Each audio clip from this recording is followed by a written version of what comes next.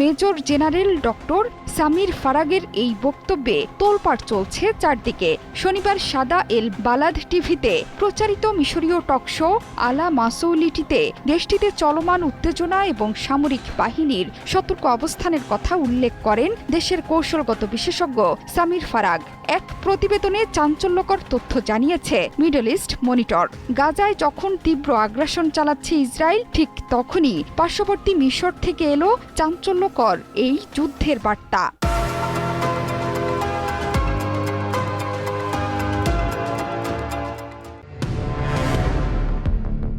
সাম্প্রতিক সময়ে মিশর এবং ইসরায়েলের মধ্যে উত্তেজনা চলছে।